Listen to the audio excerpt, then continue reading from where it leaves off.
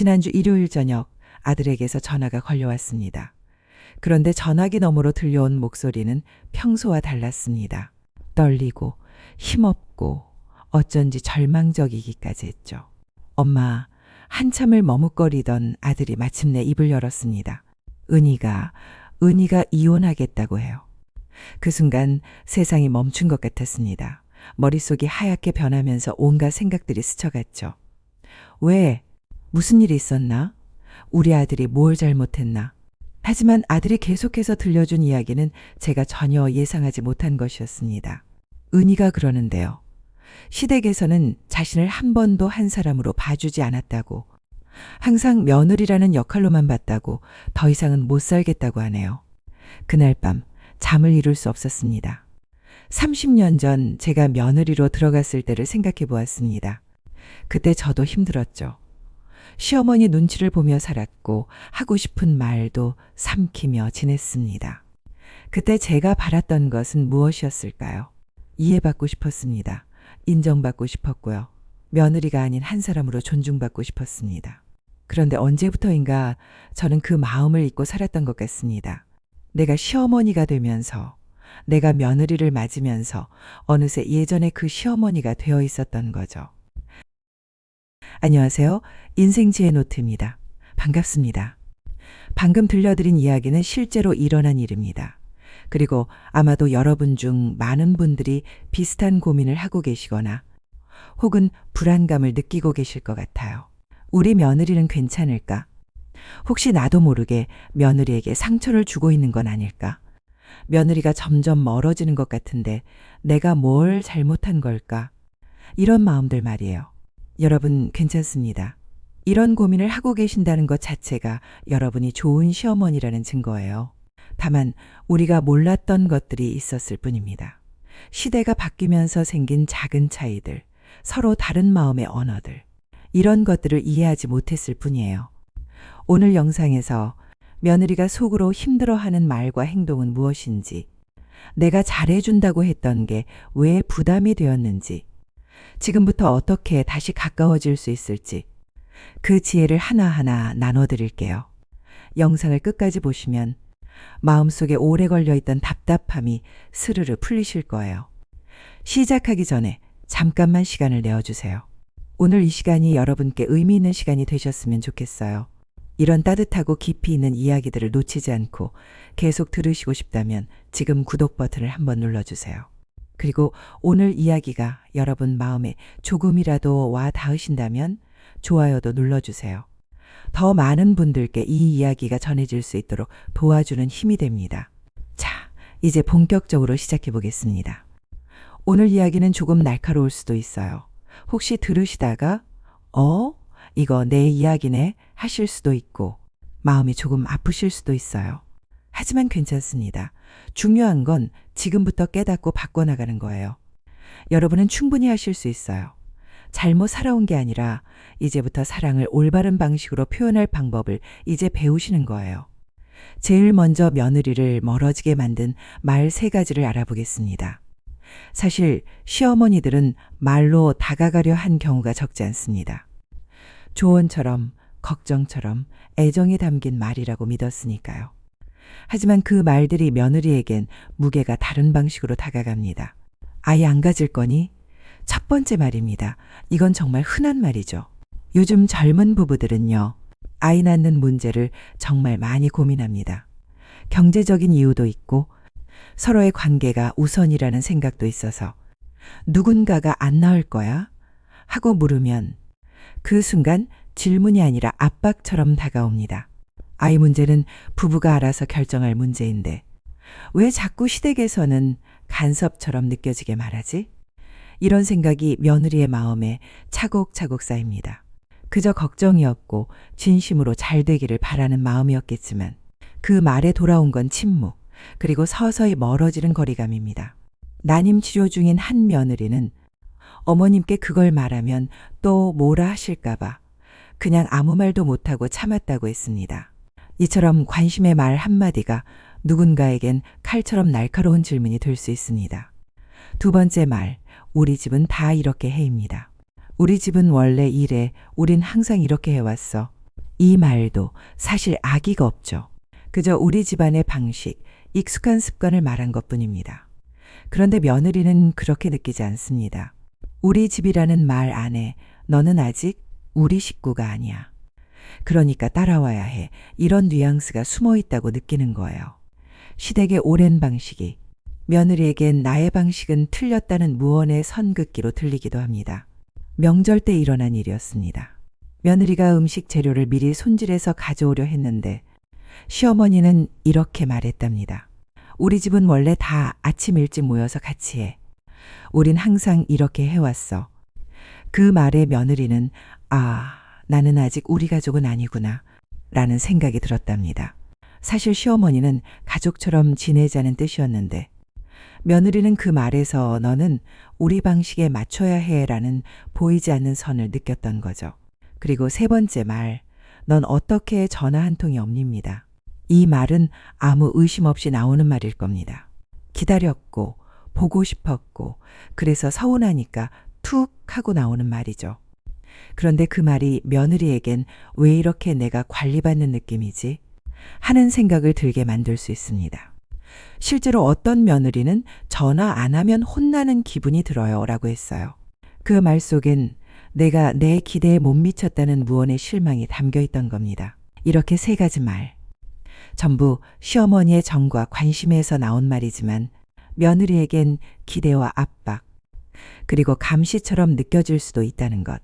그게 지금 우리가 꼭 되새겨야 할 현실입니다. 말 한마디가 관계를 살릴 수도 그 반대로 멀어지게 할 수도 있습니다. 의도하지 않아도 그 말이 상대의 사정과 엇갈리면 서운함과 상처로 남습니다. 그리고 말의 여운은 침묵보다 오래 머뭅니다.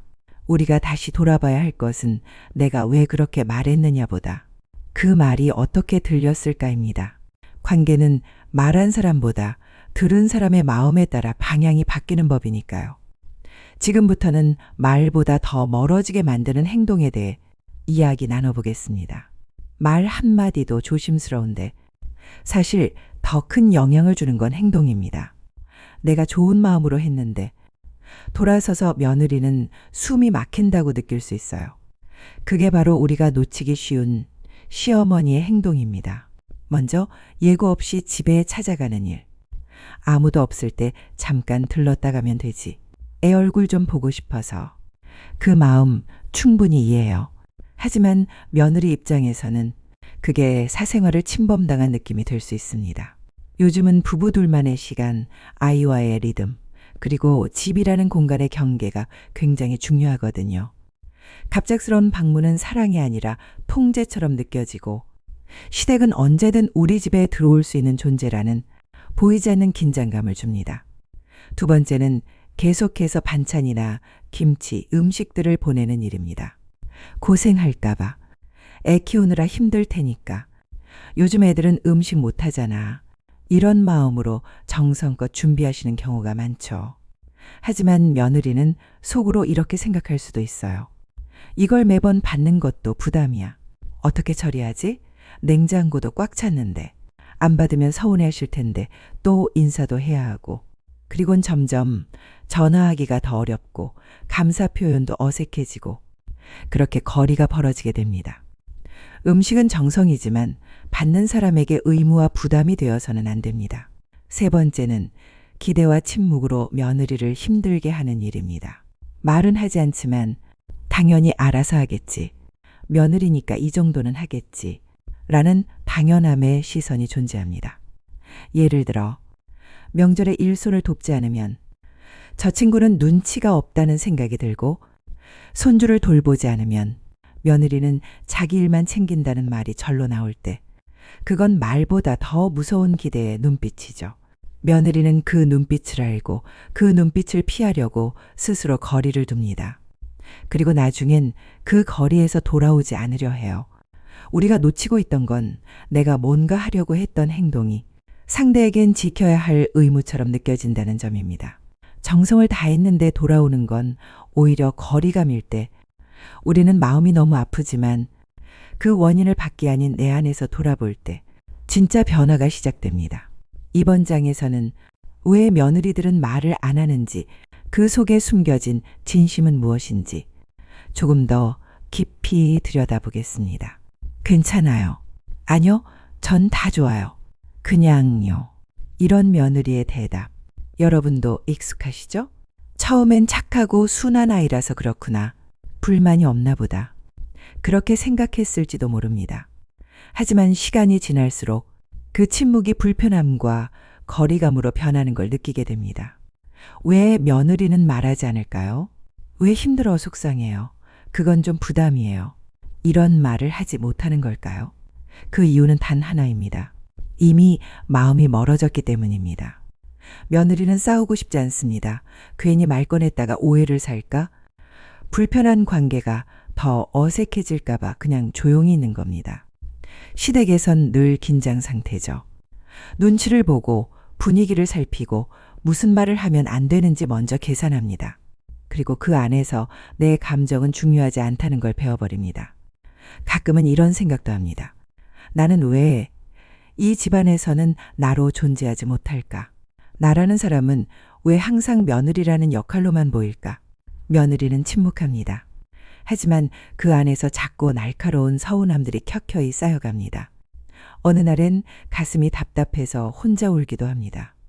누구 탓을 하기보단 그저 버거운 관계 속에서 자기 자신이 점점 작아지는 느낌을 받기 때문입니다. 그럴수록 시댁이라는 존재가 마음이 편한 공간이 아니라 자꾸 방어하게 되는 공간이 됩니다. 그러니 며느리의 괜찮아요 라는 말은 진짜 괜찮다는 뜻이 아닙니다. 그 말 안에는 더 이상 말해봤자 달라지지 않아요. 이 집안에선 내 감정은 안 중요하니까요. 라는 체념과 거리두기가 숨어 있습니다. 그래서 우리는 알아차려야 합니다. 조용한 며느리, 말없이 행동하는 며느리가 사실은 소리 없이 마음을 닫아가고 있다는 것. 그걸 깨달았을 때 진짜 관계 회복이 시작됩니다. 이번엔 정말 어머님들이 궁금해하실 내용입니다. 우리가 흔히 하는 착각, 나는 잘해줬는데 왜 이렇게 됐을까? 그 질문에 대한 답을 함께 찾아보겠습니다. 나는 정말 잘해줬어요. 손에 물 하나 안 묻히게 했고 반찬도 꼬박꼬박 챙겼고 그런데 왜 멀어졌는지 모르겠어요. 많은 시어머니들이 이렇게 말씀하십니다. 저도 상담을 하다 보면 가장 많이 듣는 말이기도 해요. 그리고 그 말 안에는 억울함, 당혹스러움, 그리고 말 못할 외로움이 담겨 있습니다. 그런데요, 우리가 잘해줬다고 생각한 그 행동, 정말 상대에게도 그렇게 느껴졌을까요? 그건 사실 내 기준에서의 잘함일 수 있습니다. 내가 생각한 도움이 상대에게는 간섭으로 느껴질 수도 있고 내가 베푼 정성이 상대에게는 부담이 될 수도 있어요. 예를 들어 며느리에게 김치를 싸주면서 내가 좋아할 줄 알고 가져왔어라고 말했는데 며느리는 속으로 나는 시판 김치를 먹는 게 더 편한데 버릴 수도 없고 또 인사해야 하고 이런 복잡한 생각을 하게 되는 거죠. 우리는 흔히 내가 애써서 해준 만큼 상대도 고마워하고 좋아해 줘야 마땅하다고 느낍니다. 하지만 그 기대가 크면 클수록 돌아오지 않는 반응에 실망하고 그 실망이 쌓이면 원망으로 바뀝니다. 그리고 그 원망이 며느리에게 말은 하지 않아도 표정이나 태도, 말투에서 흘러나갑니다. 며느리는 압니다. 그거 싫어? 요즘 애들은 참 정이 없어. 이런 말은 안 해도 속으로 서운해하고 있다는 걸. 그래서 더 조심하게 되고 조심하다가 지치고 지치면 결국 마음을 접게 됩니다. 며느리가 진짜 바라는 건 무조건적인 관심이 아닙니다. 기대하지 않는 시댁, 평범하게 있어도 눈치 안 보이는 관계. 그런 편안함입니다. 오히려 신경 안 써주는 게 고맙다 이런 말이 나오는 시대인 거죠. 그러니 이제는 한 번쯤 이렇게 되물어보면 어떨까요? 내가 잘해준 게 정말 그 아이한테 필요한 거였을까? 내가 생각한 배려가 혹시 나의 만족이었던 건 아닐까? 그 질문 속에 우리는 관계를 되돌리는 작은 힌트를 찾을 수 있습니다. 우리가 붙잡고 있던 나는 착한 시어머니라는 이미지. 그게 오히려 며느리에겐 부담이었을지도 모릅니다. 착한 시어머니보다 편안한 시어머니가 요즘 며느리들이 더 원하는 존재일 수 있어요. 이제 진짜 편안한 시어머니가 되기 위한 구체적인 방법, 며느리와 가까워지는 지혜로운 태도를 하나씩 알려드릴게요. 관계는 결국 내가 얼마나 잘해줬느냐보다 상대가 나와 있을 때 얼마나 편안한가에서 갈립니다. 며느리와의 거리도 마찬가지입니다. 가깝다고 다 좋은 건 아닙니다. 때로는 거리가 있어야 따뜻한 관계가 유지되기도 합니다. 이제 며느리와 서운함 없이 지내는 지혜로운 방법을 하나씩 살펴볼까요? 첫 번째 지혜, 묻고 조율하기입니다. 이번 주말에 시간 돼? 식사할래? 바쁘면 다음에 보자. 이 짧은 말 한마디에 강요와 배려의 차이가 담깁니다. 예전에는 이번 주말에 집에 오지? 일요일에 시간 비워놔. 이렇게 자연스럽게 말했지만 요즘 며느리들은 선택권이 주어질 때 마음이 열립니다. 내 일정도 존중받는구나. 이 집에서는 내가 나답게 행동할 수 있구나. 이런 생각이 들면 몸도 마음도 가볍게 움직이게 됩니다. 두 번째 지혜 말투를 바꾸기입니다. 우리 집은 원래 이렇게 해라는 말. 굉장히 자주 쓰는 말입니다.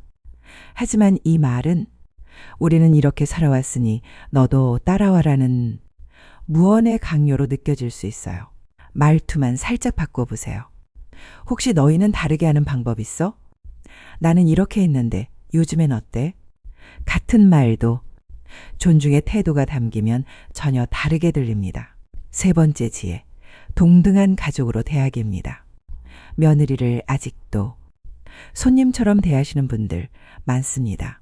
밥을 다 차려놓고 식사하도록 자리를 피해주거나 애기나 봐, 내가 치울게 하면서 모든 걸 혼자 감당하려 하죠.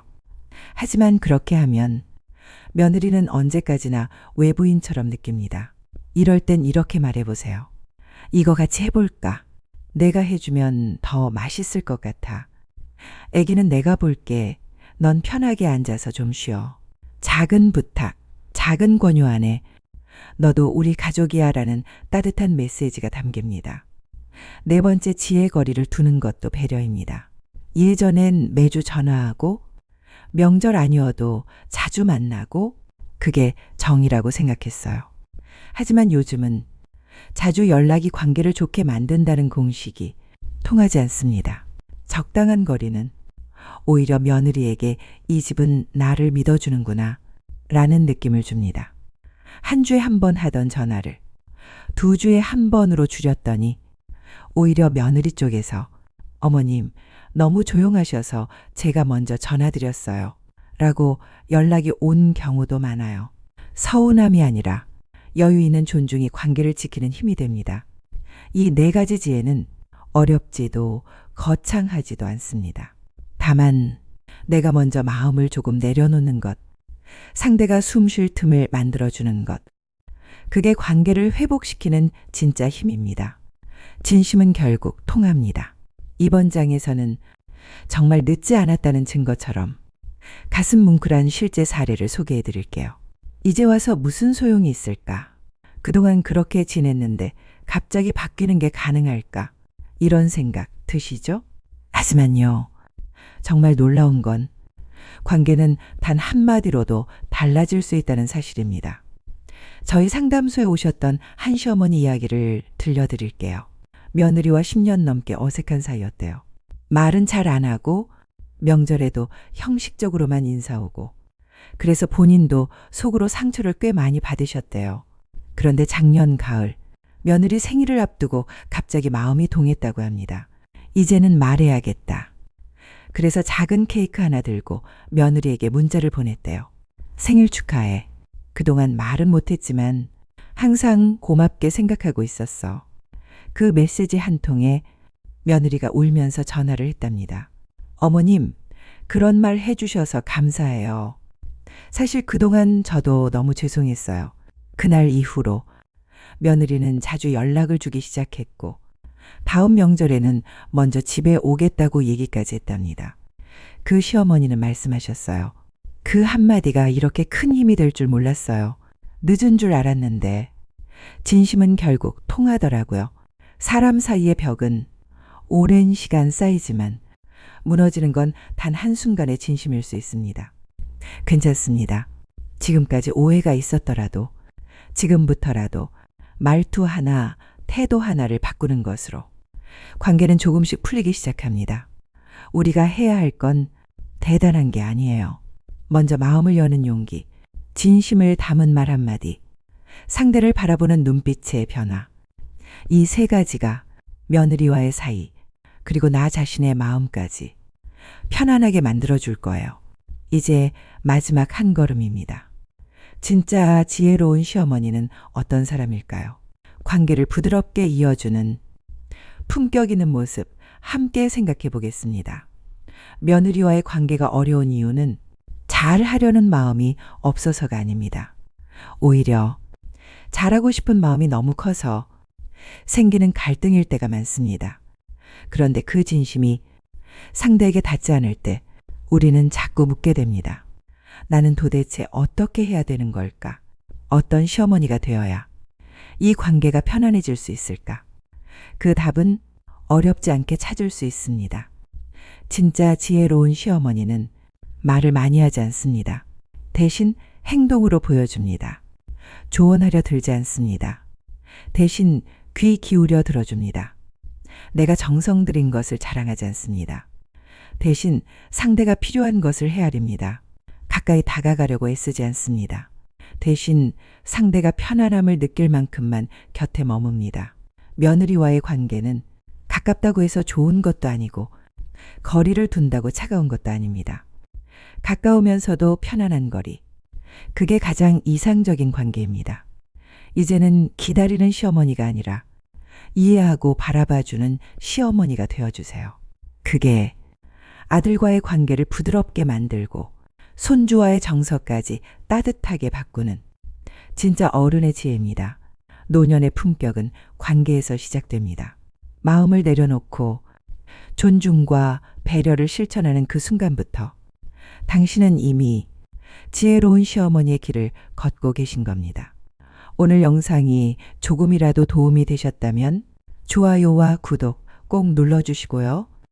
여러분이 겪은 고부, 갈등 이야기, 혹은 나는 이런 시어머니가 되고 싶다는 다짐, 댓글로 남겨주세요. 그 한 줄의 진심이 다른 시청자에게는 큰 위로와 용기가 될 수 있습니다. 인생 지혜 노트는 당신의 지혜로운 가족 관계를 늘 응원합니다.